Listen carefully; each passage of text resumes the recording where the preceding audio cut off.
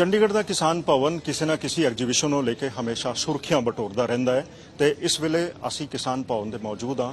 ਦੇਖ ਸਕਦੇ ਹਾਂ ਇੱਥੇ ਇੱਕ ਨਵੀਂ ਐਗਜੀਬਿਸ਼ਨ ਚੱਲ ਰਹੀ ਹੈ। ਇਹਦਾ ਟਾਈਟਲ ਹੈਗਾ Afreen lifestyle and home decor exhibition.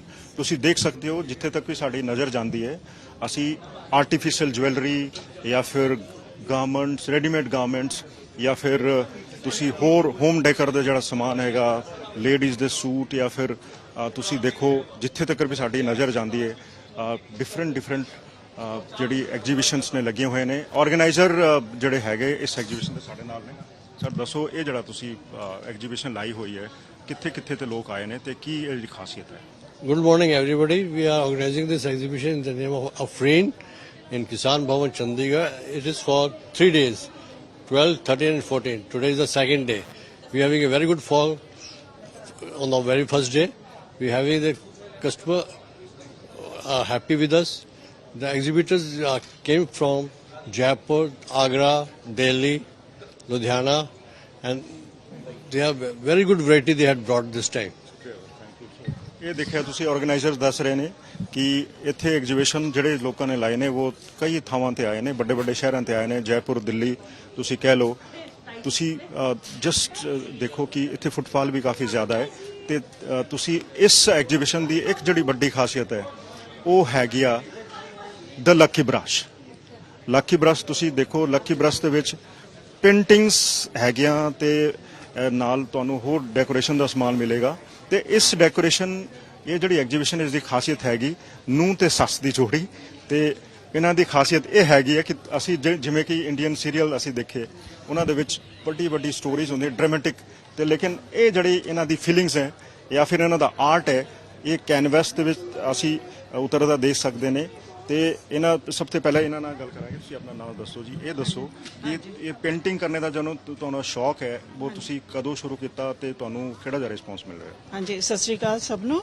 And ਮੈਂ ਮਿਸਿਸ ਪਰਮਜੀਤ ਸੰਧੂ ਹੈ। ਮੇਰੇ ਹਸਬੈਂਡ ਰਿਟਾਇਰਡ ਆਰਮੀ ਆਫਸਰ ਹੈ ਔਰ ਮੈਂ ਆਪਣਾ ਕੰਮ ਆਲਮੋਸਟ 6 ਸਾਲ ਪਹਿਲੇ ਸਟਾਰਟ ਕੀਤਾ ਸੀ ਬਿਕੋਜ਼ ਮੈਂ ਬਿਲਕੁਲ ਹੀ ਫ੍ਰੀ ਹੋ ਗਈ ਸੀ। ਬੱਚੇ ਆਪਣੇ ਆਪਣੇ ਕੰਮ ਤੇ ਚਲੇ ਗਏ ਸੀ ਤਾਂ ਔਰ ਮੈਨੂੰ ਕੋਈ ਕੰਮ ਹੈ ਨਹੀਂ ਸੀ। ਸੋ ਆਈ ਸਟਾਰਟਡ ਪੇਂਟਿੰਗ। तो पहले मैं I started with the bottles. मैं बोतलों के उत्ते करन लगी, फिर मैं आस्ते आस्ते कैनवस के विच करन लगी। तो उन्होंने ऑलमोस्ट 6 ईयर्स हो गए काम करते हुए and lot of encouragement from my family members and a मेरी डॉटर इन लॉ है जी तो शी ऑल्सो डज हैं। ਇਹ ਦਿਖਾ ਦਿਓ ਤੁਸੀਂ। ਅਸੀਂ ਦੇਖਿਆ ਕਿ ਤੁਸੀਂ ਤੁਹਾਡਾ ਸਬਜੈਕਟ ਜਿਹੜਾ ਹੈਗਾ ਪੇਂਟਿੰਗ ਦਾ ਬੜਾ ਵੇਰੀਡ ਹੈ। ਤੁਸੀਂ ਦੇਖੋ ਤੁਸੀਂ ਧਾਰਮਿਕ ਵੀ ਕਰ ਰਹੇ ਹੋ, ਤੁਸੀਂ ਨੇਚਰ ਵੀ ਤੁਹਾਡੇ ਸਬਜੈਕਟਸ ਦੇ ਵਿੱਚ ਹੈਗਾ ਤੇ ਸਾਡੇ ਗੁਆਂਢੀ ਮੁਲਕ ਜੇ ਤੁਸੀਂ ਕਹਿ ਲਓ ਜਾਪਾਨ ਜਾਂ ਫਿਰ ਚੀਨ ਉਹਦਾ ਆਰਕੀਟੈਕਚਰ ਜਾਂ ਉਹਨਾਂ ਦਾ ਲਾਈਫ ਸਟਾਈਲ ਵੀ ਅਸੀਂ ਦੇਖ ਸਕਦੇ ਹਾਂ। ਇਹ ਪ੍ਰੇਰਣਾ ਤੁਹਾਨੂੰ ਕਿੱਥੋਂ ਮਿਲੀ? ਐਕਚੁਅਲੀ ਅਸੀਂ ਬਾਹਰਲੇ ਦੇਸ਼ ਗਏ ਸੀ, ਜਿਸ ਤਰ੍ਹਾਂ ਇੰਡੋਨੇਸ਼ੀਆ ਗਏ ਆ ਔਰ ਨੇਪਾਲ ਵਗੈਰਾ ਗਏ ਆ। ਉਹਨਾਂ ਦੇ ਜਿਹੜੇ ਸਟਰਕਚਰਸ ਹੈ ਬਹੁਤ ਹੀ ਖੂਬਸੂਰਤ ਨੇ। ਤੋ ਜਦੋਂ ਮੈਂ ਨੇਪਾਲ ਤੋਂ ਵਾਪਸ आई हैं तो I got really inspired by there structures. बहुत ही खूबसूरत स्ट्रक्चर्स है तो मैं उन्होंने पेंट करके अपने कैनवस से लियाना चाह रही सी।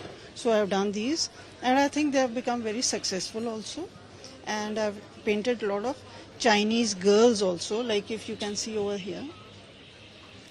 ਮੈਂ ਹੋਰ ਕਹਿਣਾ ਤੁਹਾਡੇ ਤੋਂ ਪੁੱਛਣਾ ਚਾਹਾਂਗਾ ਕਿ ਮੈਨੂੰ ਲੱਗਦਾ ਤੁਸੀਂ ਜਿੱਥੇ ਵੀ ਜਾਂਦੇ ਹੋ ਉਸ ਸਬਜੈਕਟ ਨੂੰ ਤੁਸੀਂ ਬੜੀ ਗਹਿਰਾਈ ਦੇ ਨਾਲ ਸਟੱਡੀ ਕਰਦੇ ਹੋ। ਜਿੱਥੇ ਕਿ ਮੈਂ ਦੇਖ ਰਿਹਾ ਜਿਹੜੀ ਇੰਡੀਅਨ ਰੂਰਲ ਲਾਈਫ ਸਟਾਈਲ ਹੈਗਾ ਤੁਸੀਂ ਇਸ ਪੇਂਟਿੰਗ ਦੀ ਗੱਲ ਜਿਵੇਂ ਆਪਾਂ ਕਰੀਏ ਤਾਂ ਤੁਹਾਨੂੰ ਇੰਟਰਸਟ ਹੈਗਾ? ਹਾਂ, ਮੈਨੂੰ ਪੋਰਟਰੇਟਸ ਬਹੁਤ ਜ਼ਿਆਦਾ ਇੰਟਰਸਟ ਹੈ। ਮੈਨੂੰ more than sceneries I like to paint portraits. ਬਹੁਤ ਅੱਛਾ ਲੱਗਦਾ ਐਂਡ ਮੈਂ ਕਾਫੀ ਸਾਰੇ ਪੋਰਟਰੇਟਸ ਬੋਟਲਸ 'ਚ ਵੀ ਕੈਪਚਰ ਕੀਤੇ and lot of historical figures also ਜਿਸ ਤਰ੍ਹਾਂ ਭਗਤ ਸਿੰਘ ਹੋ ਗਿਆ, ਮਹਾਰਾਜਾ ਰਣਜੀਤ ਸਿੰਘ ਹੋ ਗਏ ਨੇ, ਇੰਦਰਾ ਗਾਂਧੀ ਐਂਡ ਸੋ ਮੈਨੀ ਅਦਰਸ ਆਈ ਪੇਂਟਡ। ਜਿਵੇਂ ਤੁਹਾਨੂੰ ਤੁਸੀਂ ਐਗਜੀਬਿਸ਼ਨ ਲਾ ਰਹੇ ਹੋ ਚੰਡੀਗੜ੍ਹ ਦਾ ਆਪਣੇ ਸ਼ਹਿਰ ਦੇ ਵਿੱਚ ਕਿਹੜਾ ਜਿਹਾ ਤੁਹਾਨੂੰ ਰਿਸਪੌਂਸ ਮਿਲ ਰਿਹਾ? ਹਾਂ, ਕਾਫੀ ਅੱਛਾ ਮਿਲ ਰਿਹਾ। People are very warm and ਸਾਰੇ ਆ ਰਹੇ ਨੇ, ਦੇਖ ਰਹੇ ਨੇ ਐਂਡ ਐਪਰੀਸ਼ੀਏਟ ਕਰ ਰਹੇ। I think this is the biggest inspiration I got. ਠੀਕ ਹੈ, ਹੁਣ ਤੁਹਾਡੀ ਨੂਰ ਰਾਣੀ ਦੇ ਨਾਲ ਗੱਲ ਕਰ ਲਵਾਂ। ਤੁਸੀਂ ਆਪਣਾ ਨਾਮ ਦੱਸੋ ਪਹਿਲਾਂ। ਸਤਿ ਸ਼੍ਰੀ ਅਕਾਲ, ਦਿਵਿਆ ਕੌਰ ਸੰਧੂ ਹੈਗਾ। ਦਿਵਿਆ ਜੀ ਪਹਿਲਾਂ ਤਾਂ ਇਹ ਦੱਸੋ ਕਿ ਤੁਹਾਡੀ ਜਿਹੜੀ ਜੁਗਲਬੰਦੀ ਬਣੀ ਹੈ ਨੂੰਹ ਸੱਸ ਦੀ ਇਹ ਕਿਵੇਂ ਬਣੀ? सो एक्चुअली इंटरेस्ट सेम था, सो दैट इज़ वाई हम लोग इंस्पायर हुए एक दूसरे से। एंड मेरी मदर जो है वो बहुत ज़्यादा आर्ट में है तो दोनों तरफ से पेरेंट्स, मदर्स, दोनों आर्टिस्ट साथ में, I must say lot of support मेरे हस्बैंड ने बहुत दिया है. सो ऑल ओवर फैमिली था एंड अपॉर्चुनिटी थी, तो फिर बस हमने साथ में करना शुरू कर दिया.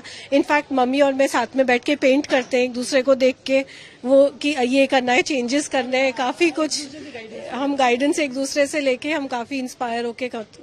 तो आज यहाँ पे हैं because of I think everybody, family and our support from each other. ਤਾਂ ਇਹ ਤਾਂ ਫਿਰ ਇਹਨਾਂ ਦਾ ਸਬਜੈਕਟ ਥੋੜਾ ਜਿਹਾ ਵੱਖਰਾ ਤੇ ਤੁਹਾਡਾ ਥੋੜਾ ਜਿਹਾ ਮਾਡਰਨ ਹੈਗਾ. ਡੈਕੋ ਪੈਚ ਤੁਸੀਂ ਕਹਿ ਰਹੇ ਨੇ, ਥੋੜਾ ਜਿਹਾ ਸਾਡੇ ਦਰਸ਼ਕਾਂ ਨੂੰ ਦੱਸ ਦਿਓ ਕਿ ਡੈਕੋ ਪੈਚ ਹੁੰਦਾ ਕੀ ਹੈ ਤੇ ਤੁਸੀਂ ਹੋਰ ਕਿਹੜੇ-ਕਿਹੜੇ ਸਬਜੈਕਟਾਂ ਤੁਸੀਂ ਪੇਂਟਿੰਗ ਕਰਦੇ ਹੋ ਜਾਂ ਫਿਰ ਸਕਲਪਚਰ ਕਰਦੇ ਹੋ. सो बेसिकली मेरा प्रोफेशन एक ट्रैवल प्रोफेशनल है. I am a travel agent also by profession.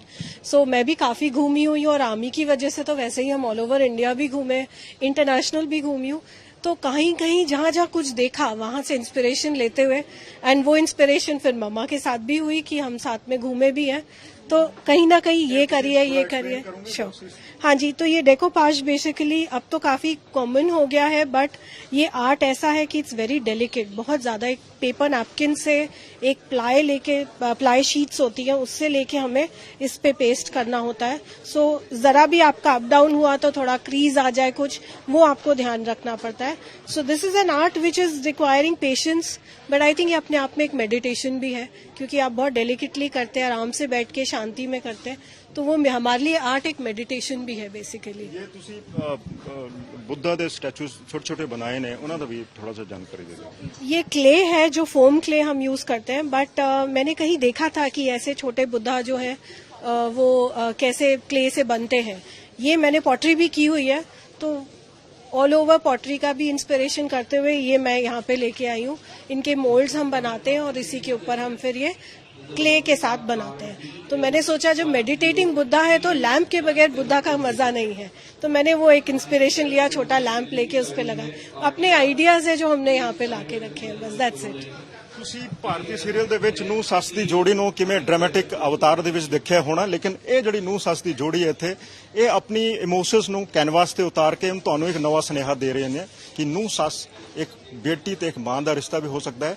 ਤੇ ਇਸ ਦਾ ਐਗਜ਼ਾਮਪਲ ਸਾਨੂੰ ਇਸ ਜਿਹੜੀ ਐਗਜ਼ੀਬਿਸ਼ਨ ਇੱਥੇ ਲੱਗੀ ਹੈ ਦ ਲੱਕੀ ਬਰਸ ਦੇ ਵਿੱਚ ਦੇਖਣੇ ਨੂੰ ਮਿਲ ਰਿਹਾ ਹੈ. ਕੈਮਰਾ ਪਰਸਨ ਅਮਨ ਗੁਪਤਾ ਦੇ ਨਾਲ ਪੰਜਾਬ ਤੱਕ ਦੇ ਲਈ ਚੰਡੀਗੜ੍ਹ ਤੇ ਮਨਜੀਤ ਸਹਿਗਲ.